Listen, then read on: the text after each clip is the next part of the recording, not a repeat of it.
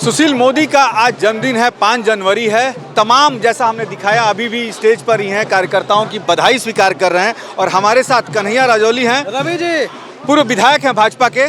बधाई दे दी होगी आपने? जी जी जी, बधाई अपने नेता को। कहा जा रहा है कि बिहार में भाजपा के पास वो यादव चेहरा नहीं है या वैसा कोई चेहरा नहीं है जो लालू को टक्कर दे सके। नहीं, ऐसी बातें नहीं है। लालू जी का टक्कर देने के लिए भाजपा में चेहरा खोजने की कहाँ दूर दूर तक की आवश्यकता है।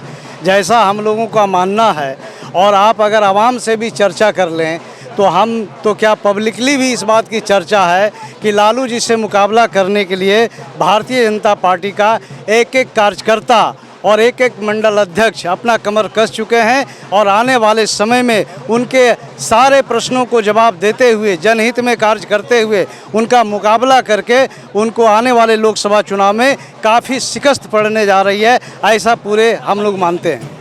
हमारे साथ मनीष तिवारी भी हैं, भाजपा व्यापार प्रकोष्ठ के सदस्य भी रहे हैं और बहुत ही मैंने कहा जाए एक तरीके से सक्रिय कार्यकर्ता हैं भाजपा के, अश्विनी चौबे के बड़े नज़दीक हैं।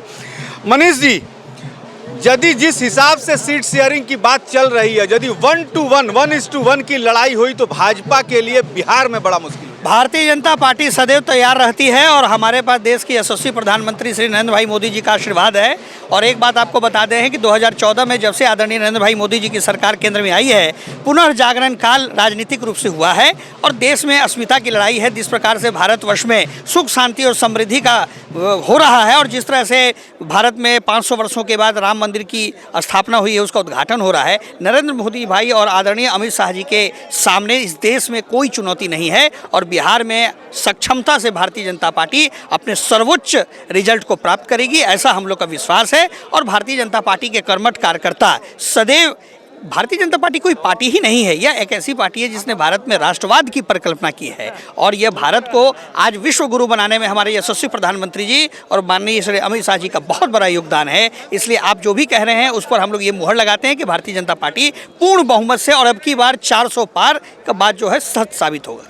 कन्हैया जी, सबसे बड़ी बात है कि मंदिर का आप लोग समर्थन कर रहे हैं, तमाम पार्टियां कह रही हैं कि मंदिर तो सबका है, राम सबके हैं, लेकिन आपने उसको लोक लिया है, आपने उसको कब्जा कर लिया उस पर।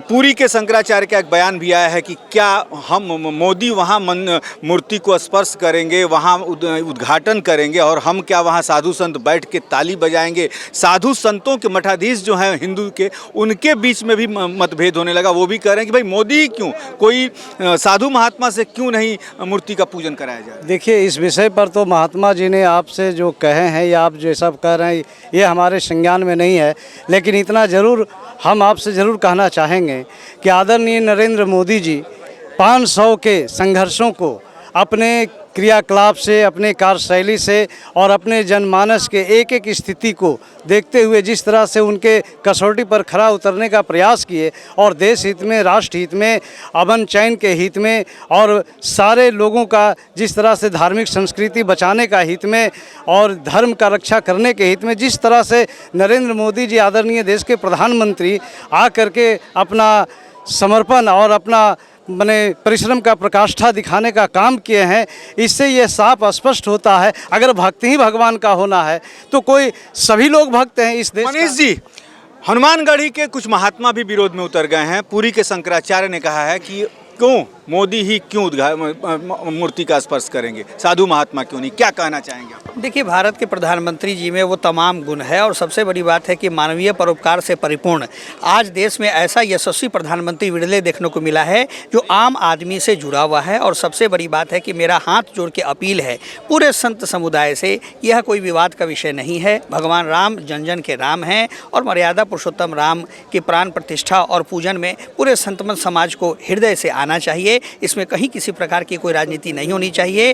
पूरे संत समाज जो हैं सदैव भगवान श्री राम सबके स्मरण में रहते हैं। और सबसे बड़ी बात है कि आप जानते हैं मर्यादा पुरुषोत्तम भगवान श्री राम के ही शासन अनुकरण से भारत सरकार चल रही है और पूरे देश में राम राज्य की स्थापना हुई है। तो आज संत समुदाय के सभी लोगों को आपस की बातों को भुला करके राष्ट्र निर्माण हेतु, और 22 जनवरी का दिन शुभ दिन पूरे भारतवर्ष में आया है, उस दिन भारतवर्ष में हम लोग दिवाली की संज्ञा दें और दीपावली मनाएं। संत समाज समाज इस संदर्भ में निश्चित ही विचार करेगा और आम जनमानस में भी इस राम मंदिर की स्थापना और इसके पूजनोत्सव का बहुत ज़बरदस्त उत्साह है। घर घर में राम।